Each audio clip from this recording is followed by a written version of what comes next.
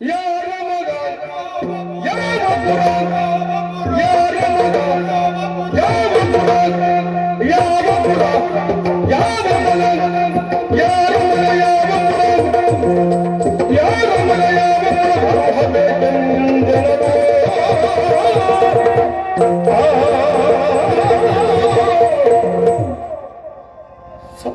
ಸಪ್ತದ್ವೀಪಕ್ಕಧಿಕಾರಿ ನಿನ್ನ ಯಾರ ಮಗ ಯಾವ ಪುರ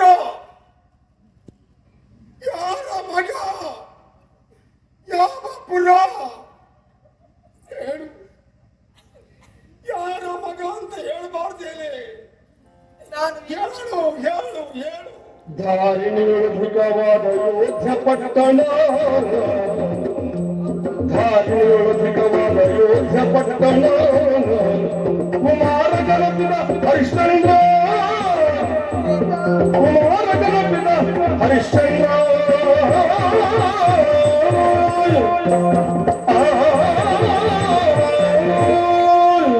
ನಾನು ಈ ಕ್ಷಣಕ್ಕೂ ಸತ್ಯವನ್ನೇ ಹೇಳುತ್ತಾ ಇದ್ದೇನೆ. ಹೇಳು. ಸಾಕೇತಪುರದ ಅಧಿಕಾರಿಯಾದಂತಹ ಆ ಹರಿಶ್ಚಂದ್ರ ಮಹಾಪ್ರಭುವಿನ ಸುಕುಮಾರ, ಅಲ್ಲಿಯ ಯುವರಾಜ, ಇವನೇ ಲೋಹಿತಾಶ್ವ ಲೋಹಿತಾಶ್ವ ಲೋಹಿತಾಶ್ವ. ನೀನವಳ ತಾಯಿ. ನಾನವಳ ತಾಯಿ.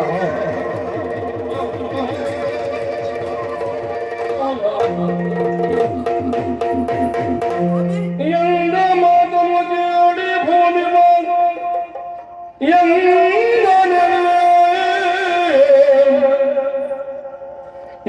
ವಂಶದೇಳಿಗೆ ಒಂದು ಶಿಶಗಿರಲಿರುವುದು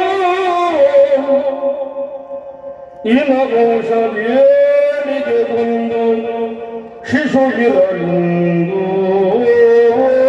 ಚಂದ್ರಮತಿ ಇಂದು ಮಡಿರನೆ ಶಿವ ಶಿವ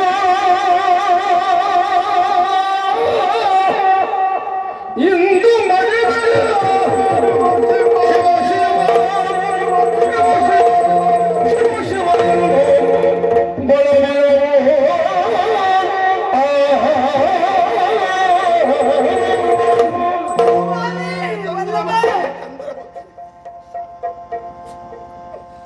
ಎಂತಹ ದೃಶ್ಯವನ್ನ ಕಾಣುವ ದೌರ್ಭಾಗ್ಯ ನನ್ನ ಪಾಲಿಗೆ ವಿಧಿ ಕೊಟ್ಟು ಬಿಟ್ಟ. ಹೇಳು. ಇರೋ ವಂಶದ ಕೀರ್ತಿಯನ್ನ ಉಳಿಸುವುದಕ್ಕೆ ಒಬ್ಬನೇ ಒಬ್ಬ ಮಗನನ್ನ ದೇವರು ಕರುಣಿಸಿದ. ನನ್ನ ಕಾಲದ ನಂತರ ಸಾಖ್ಯಾತದ ಸಾಮ್ರಾಟ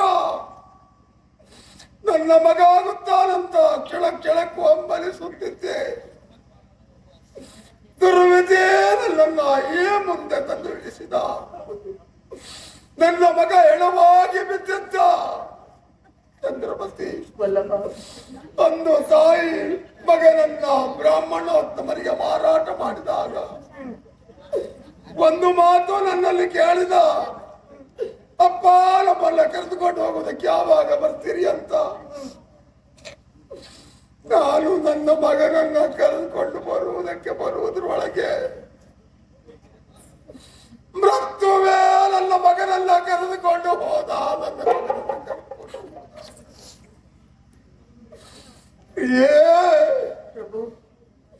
ಆದರೆ ಇನ್ನೊಬ್ಬರ ಕೈ ಕೆಳಗಿನ ಆಳಾದಂತಹ ನಾನು ಹೆಣವನ್ನ ಸುಡುವುದಕ್ಕೆ ಅವಕಾಶ ಮಾಡಿಕೊಡಲಾಗದು. ಯಾಕೆ ಸ್ವಾಮಿ ಹಾಗೆ ಹೇಳಬೇಡಿ. ಮನೆಯೊಳಗೆ ನನಗೆ ಆಜ್ಞೆಯನ್ನ ಮಾಡಿದ್ದಾಳೆ, ಬೆಳಗಾಗದ್ರೊಳಗಾಗಿ ಬರಬೇಕು ಎನ್ನುವ ಹಾಗೆ. ನಮ್ಮ ಮಗನಲ್ಲೇ ಹೇಳಿ ಹೆಣವನ್ನ ಸುಡುವುದಕ್ಕೆ ಒಂದು ಅವಕಾಶ ಕೊಡಿ. ಸಪ್ತದ್ವೀಪಕ್ಕಧಿಕಾರಿ ಹರಿಶ್ಚಂದ್ರ ಅವನ ಮಗನನ್ನ ಸುಡುವುದಕ್ಕೆ ಸ್ಮಶಾನದಲ್ಲಿ ಸ್ಥಾನವಿಲ್ಲದೆ ಹೋಯ್ತಲ್ಲ. ಒಡೆಯ ಲೋತಿಯ ಹಾಗೆ ಹೆಣ ಕೊದಿಸಿರುವ ಬಿಳಿಯ ಬಟ್ಟೆ ನನ್ನ ಮಾನ ಮುಚ್ಚಿಕೊಳ್ಳುವುದಕ್ಕೆ, ಹೆಣದ ಜೊತೆಗೆ ಬಂದಿರುವ ಹಿಡಿಯಕ್ಕೆ ಅದು ನನ್ನ ಹಾಳು ಹೊಟ್ಟೆ ತುಂಬಿಕೊಳ್ಳುವುದಕ್ಕೆ. ಆದರೆ ಹೆಣವನ್ನ ಸುಡುವ ಮೊದಲು ಒಂದು ವರ, ಅದು ನನ್ನ ಒಡೆಯರಿಗೆ.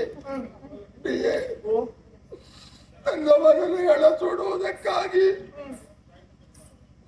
ಬಿಳಿಯ ಬಟ್ಟೆ ನಾನು ಕೇಳಲಾರೆ, ಮಾನ ಮುಚ್ಚಿಕೊಳ್ಳುವುದಕ್ಕೆ ಒಂದು ದಿನ ನನ್ನ ಮಗನಿಗಾಗಿ ಉಪವಾಸ ಇರ್ತೇನೆ.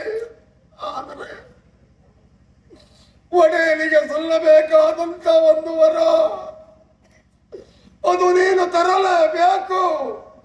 ಹೋಗು ನಿನ್ನ ಒಡತಿಯಲ್ಲಿ.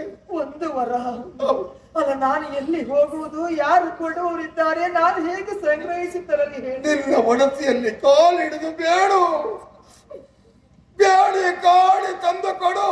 ಹೆಣವನ್ನ ಸುಡುವುದಕ್ಕೆ ಮುಕ್ತ ಮಾಡ್ತೇನೆ. ಅಯ್ಯೋ, ಅದಲ್ಲದೆ ನನ್ನ ಮಗನ ಹೆಣ ಕೊಳೆದು ಕೊಳೆದು ಹಾಳಾಗುತ್ತದೆ. ಕೂಡದು ನಮ್ಮ ಮಗ ಹಾಗಾಗ ಕೂಡದು ಸ್ವಾಮಿ, ಹಾಗಾಗ ಕೂಡದು. ನಾನಂದೇ ಹೇಳಿದಂತಹ ಮಾತು ಸತ್ಯಕ್ಕಾಗಿ ಸತಿ ಸುತರ ಹಿರಿದಲ್ಲ ಎನ್ನುವ ಹಾಗೆ ನಿಮ್ಮ ಸತ್ಯ ಉಳಿಯಬೇಕು ಸ್ವಾಮಿ, ನಿಮ್ಮ ಸತ್ಯ ಉಳಿಯಬೇಕು. ಹೋಗು. ಆದೀತು, ನಾನು ಹೋಗುತ್ತೇನೆ. ಬೇಡುವ ಕೈಯು ಎಷ್ಟುಂಟು ಪ್ರಪಂಚದಲ್ಲಿ, ಕೊಡುವ ಕೈಗಳು ಅಷ್ಟೇ ಇದ್ದಾವೆ ಸ್ವಾಮಿ. ಯಾರಲ್ಲಿ ಕಾಡಿ ಬೇಡಿಯಾದರೂ ಆ ಒಂದು ವರವನ್ನು ತರುತ್ತೇನೆ ಸ್ವಾಮಿ. ಆದರೆ ಒಂದು, ನಮ್ಮ ಮಗನ ಹೆಣ ಯಾವ ಕಾರಣಕ್ಕೂ ನರಿ ನಾಯಿಗಳ ಪಾಲಾಗಬಾರದು ಸ್ವಾಮಿ. ಅವನನ್ನು ಜೋಪಾನವಾಗಿ ನೋಡಿಕೊಳ್ಳಿ.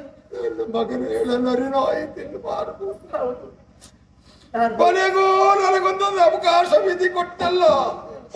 ಹೋಗಿ ಬರ್ತೇನೆ. ಹೋಗು.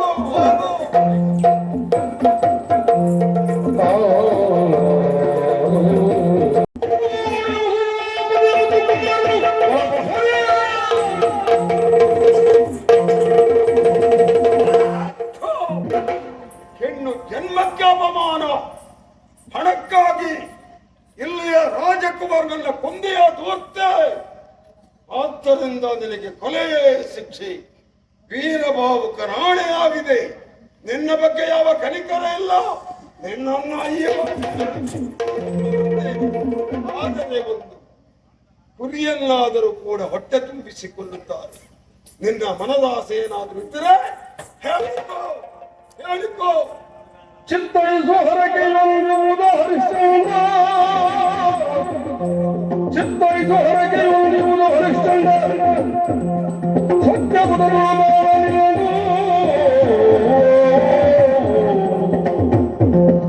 ಸತ್ತ ಮಗನಿಗೆ ಮುಕ್ತಿಸಿದಲ್ಲಿ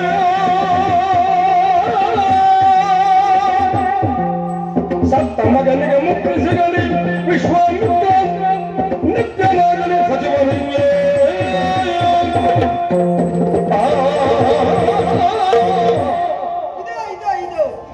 ಕರವನ್ನ ಜೋಡಿಸುತ್ತಾ ಇದ್ದೇನೆ, ವಿಶ್ವನಾಥನಿಗೆ ಶಿರವನ್ನ ಭಾಗಿಸುತ್ತಾ ಇದ್ದೇನೆ.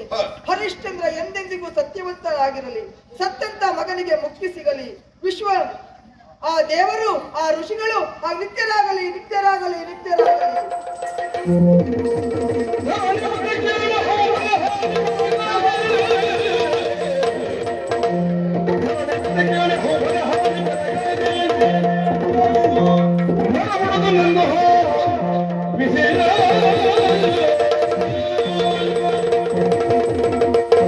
ತಪ್ಪು ಮಾಡಿಬಿಟ್ಟೆ ಚಂದ್ರವತಿ, ಯಾರು ತಪ್ಪು ಮಾಡಿಬಿಟ್ಟೆ?